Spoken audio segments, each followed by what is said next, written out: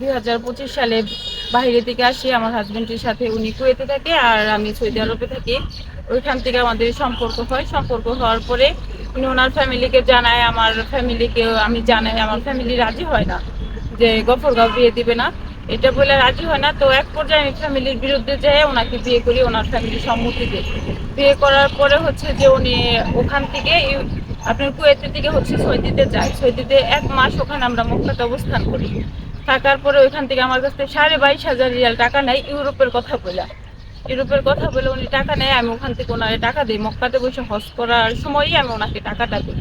দেওয়ার পরে উনি ওটা নিয়ে 1 মাস থাকার পরে আবার হচ্ছে কুয়েতে ব্যাক করে। কুয়েতে ব্যাক করার পর কিছুদিন পরে আমার শরীরটা অনেক খারাপ ছিল, আমি বাংলাদেশে চলে আসি। চলে আসার পরে তারপরে ওনাদের বাড়িতে আমি 3.5 লক্ষ টাকার ফার্নিচার নিয়ে সংসার করবো বিধায় 3.5 লক্ষ টাকার ফার্নিচার নিয়ে সমস্ত কিছু নিয়ে ওনার বাবা মার সেবা যত্ন যতটুকু আমার দ্বারা সম্ভব হয়েছে আমি অতটুকু ওখানে করছি। তারপরে কিছুদিন যাওয়ার পরে ওনার যে বড় ভাইয়ের বউ, মানে আমার ভাসুর, আমার হাজবেন্ডের বড় ভাই, ওনার ওয়াইফ অন্য একটা লোকের সাথে পালিয়ে চলে যায়। চলে যাওয়ার পরে হচ্ছে যেটা হচ্ছে মাওনা শ্রীপুরের ঘটনা। তো ওনারা একটা বাসায় থাকতো, ওই বাসায় শুধু ওনারা পুরাটা বাসা নিয়ে থাকতো আর একটা ভাড়াটিয়ে থাকতো। তো ওইখানে থাকা অবস্থাতে 7-8 রাত যাওয়ার পরে ওনার 3টা সন্তান ছিল, ছোট ছোট 3টা সন্তান। মানে একটা বড় ছেলেটার 12-13 বছর বয়স, মেয়েটার আনুমানিক 10 বছর, এরকম ভাবে। ছোট ছেলেটার 3 বছর বয়স। 3টা সন্তান ফালিয়ে রেখে উনি চলে যায়। চলে যাওয়ার পরে আমি সন্তানগুলারে নিজের মায়ের মতো আগলাইয়া রাখি যে ওর মা নেয়, আমি নিজের মায়ের মতো রাখি। আমার শাশুড়ি আবার আমার হাজবেন্ডের অনুমতিতেই ওখানে রাখা হয়। কিন্তু আমার ভাসুরের 2-3 দিন যাওয়ার পরে ওনার আর কি আচরণগুলো আমার কাছে একটু খারাপ খারাপ মনে হয়। যে উনি লুঙ্গি রাইখা যেত, আমি ছোট ভাইয়ের বউ, উনি লুঙ্গি টুঙ্গি রাইখা যেত। তারপর রাত্রে 12টা-1টার দিকে উনি সবসময় বাসায় আসতো। আসার পরে হচ্ছে যে হোটেলের কাজ করে উনি বাসায় আসতো 12টা-1টার দিকে। আইসা উনি আমাকে ডাইকে উঠাইতো। উনি শুধু বাড়ির রুমের ভিতরে, আমি শুইতাম বারান্দায় ওনার মেয়ে আর ছোট ছেলেটাকে নিয়ে। বারান্দায় শুইতাম। শোয়ার পরে হচ্ছে যে হঠাৎ করে উনি আমাকে যে খাটের কিনারে বসে বলতেছে যে রুজিনা তুমি একটু উঠো, জাগনা আছো? পরে আমি বলছি হ্যাঁ আমি তো জাগনা। পরে বলতেছে যে আমাকে একটু খাইতে দাও। আমি কই ভাই আপনি তো হোটেল থেকে খাবার খেয়ে আসেন তাহলে বাসায়, তো আমি আর রান্না করি নাই।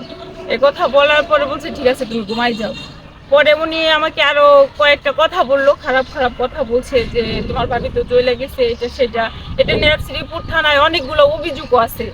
আপনারা সবাই এটা তদন্ত করলেও বুঝতে পারবেন যে ওনার ওয়াইফ কবে চলে গেছে, কিভাবে চলে গেছে, এগুলো অভিযোগ করাও আছে। তো তারপরে হচ্ছে যে উনি আমাকে এটা বলার পরে আমি বলি যে দেখেন আপনি আমার, মাহবুল আলম, যে আমাকে খারাপ ভাষা বলে। তখন আমি বলি যে ভাই আপনি কি বলতেছেন, আপনি আমার বড় ভাইয়ের মতো, ভাসুর তো বড় ভাইয়ের মতোই হয়, তো এগুলা ভাষা কি বলতেছেন আপনি, এগুলা বললেন না, আমি কিন্তু আপনার ভাইকে বলে দিব। তখন এটা বলার পরে হচ্ছে যে উনি কয় ঠিক আছে তুমি ঘুমাই যাও, এই বিষয়টা এখানে বাদ দাও। এটা বলার পরে 1 থেকে 1.5 ঘন্টা পরে রাত্রে আনুমানিক 1টা বা 1:30 এরকম বাজার পরে উনি হচ্ছে যে কোনো কথা বলে না, স্মুথলি আমার কাছে যায়। মানে আমি সাইডে শুই, ওনার বাচ্চারা এই পাশে শুইছে, যায়া যেমন একটা কুত্তা একটা মানে মরা মুরগি পাইছে খাইতেছে, উনি এইভাবে আমাকে জোর জুবুরি করতেছে। ওইরা আমাকে ধরছে। তারপরে হচ্ছে যে আমি অনেক চেষ্টা করি, চিল্লা ফাল্লা করি। ওনার বাচ্চা 2টা, মেয়ে আর ছেলে, ওরা ভয়ে চিৎকার পেরে সরে যায়, সাইডে চলে যায়। যাওয়ার পরে ওনার যে মেয়ে, ওনার মেয়েটাও তাকায় দেখতেছে, ছোট মেয়েটাও দেখতেছে যে আমার সাথে এরকম আচরণ করতেছে। কিন্তু উনি আমাকে কখনো ছাড়ে নাই। আমি অনেক মিনতি করার পর আমাকে ছাড়ে নাই। এক পর্যায়ে 30-40 মিনিট উনি আমার সাথে এরকম জোর জুবুরি করার পরেও আমি নিজেকে রক্ষা করতে পারি না, আমি ক্লান্ত হয়ে যাই। উনি আমাকে ওই দিন 2-3টা থাপ্পড়ও মারার পরে তারপরে আমি নিজে একদম অসহায় হয়ে পড়ি। তারপরে হচ্ছে যে উনি আমার সাথে খারাপ কাজটা লিপ্ত হওয়ার পর আমি সাথে সাথে আমার হাজবেন্ডকে কুয়েতে ফোন দেই।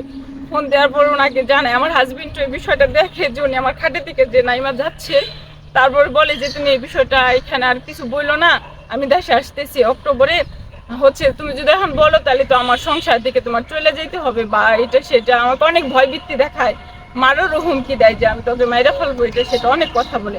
পরে আমার হাজবেন্ড এক পর্যায়ে আমার কাছে মাপ চাইয়া এই বিষয়টা ওইখানে দামা চাপা দেওয়ার পরে আমাকে আর কোনো কেস মামলা কিছু করতে দেয় না। 10-15 দিন ওই বাসার থেকে আমাকে আর বের হইতে দেয় না।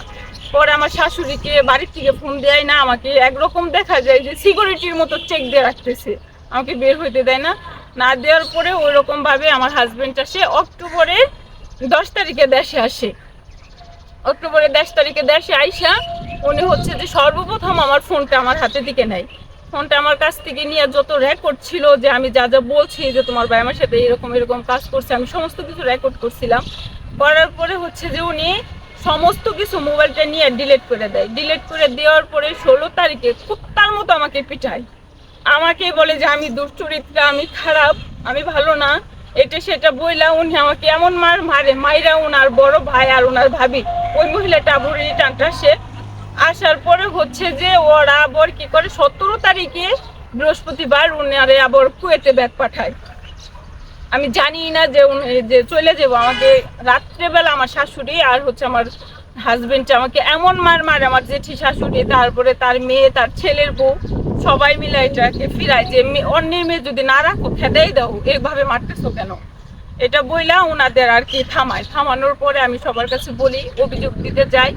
999 আমি ফোনও দেই গফরগাঁও থানায়। ফোন দেওয়ার পর আমি তাদের কোনো সহযোগিতা পাই নাই। সহযোগিতা না পাওয়াতে উনি বৃহস্পতিবার দিন আমাকে না বইলা চলে যায়। পরে এক পর্যায়ে খবর শুনি যে উনি কুয়েতে চলে গেছে। তারপর 18 তারিখে রাত্রে উনি আমাকে ওনার মা, তারপর ওনার বড় ভাইয়ের বউ আর হচ্ছে যে আমার ভাসুরে, ওনারা সবাই মিলে আমাকে বাড়ির থেকে একরকম মারধর করে বের করে দেয়। সবাইকে নিয়ে মারধর করে বের করে দেয়। দেওয়ার পরে আর আমাকে কোনো খোঁজ খবর নেয় না। তখন আমি নিরুপায় হয়ে মাওনা চৌরাস্তায় আসি। আইসা তারপরে ওনাদের হাতে পাই ধরি যে আমার সংসারটা যেন ঠিক থাকে। এই ঠিক থাকার কারণে আমি হচ্ছে যে মাওনা এসে আমার মেজো ভাসুরকে বলি, মাহাবুলের যে ছোট ভাই বাবুল, ওনারে বলি যে ভাই আমি তো হচ্ছে যে আপনার ভাই আসছিল, তো আমার তো হঠাৎ করে আসছে, আমি তো কোনো পদক্ষেপ নিই নাই, যদিও আমি প্রেগনেন্ট হয়ে যাই এরকম ভাবে আমি সবাইকে জানাই। জানানোর পরে 1 মাস পরে আমি হচ্ছে যে প্রেগনেন্সি ধরা পড়ে যে আমি প্রেগনেন্ট। ধরা পড়ার পরে আমি ওনাদের জানাইতে যাই যে আমি তো প্রেগনেন্ট হয়ে যাই। এটা শুনে মাহবুব আলম বলে তোর 17টা বাচ্চা হইলো তো আমার ভাই তোকে রাখবে না বা আমরা তোকে বাড়িতে আশ্রয় দিব না। এটা বইলে ওনার ওয়াইফ আর উনি আমাকে ধারালো অস্ত্র দিয়াও এখানে কুক মারে।